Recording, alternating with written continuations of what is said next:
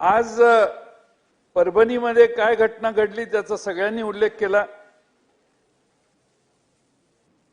सोमनाथ सूर्यवंशीला अटक केल्यानंतर त्याचा अध्यक्ष महोदय तुरुंगात मृत्यू झाला, पोलिसांच्या मारहाणीत मृत्यू झाला, पोलिसांनी सांगितलं हार्ट अटॅकने मृत्यू झाला आणि अध्यक्ष महोदय आपल्या चौकशीनंतर न्यायदंडाधिकाऱ्यांनी चौकशी काढून निष्कर्ष काढला की पोलीसच त्याच्या मृत्यूला जबाबदार आहे।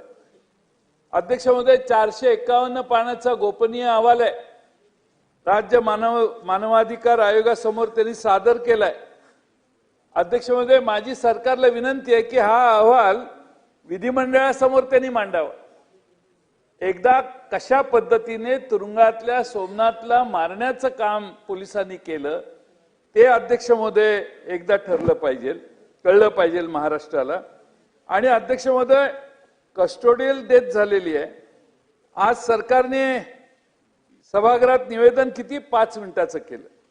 अध्यक्ष महोदय 3 पोलीस निलंबित झालं म्हणजे सोमनाथला न्याय मिळाला असं नाही। मूळ आंदोलकांच्यावर मारहाण करण्याचे, लाठीचार्ज करण्याचे, त्यांना तुरुंगात नेण्याचे, तुरुंगात त्यांना मारण्याचे आदेश कोणी दिले हे खरं म्हणजे हुडकलं पाहिजे आणि त्यांना जबर शिक्षा करण्याची गरज आहे। पण सरकार तिथपर्यंत जायची सरकारची तयारी नाही। अध्यक्ष महोदय सोमनाथ सूर्यवंशीच्या मातोश्रींनी सांगितलं की मला मदत नको पण दोषींच्यावर कारवाई झाली पाहिजे।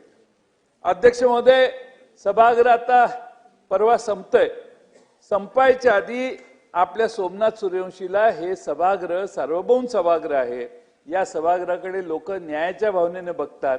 हे सभागृह सोमनाथ सूर्यवंशीला न्याय देणार आहे का आणि त्याच्या आईला आपण जाऊन काय सांगायचं हा खरा प्रश्न आपल्या सर्वांच्या समोर आहे।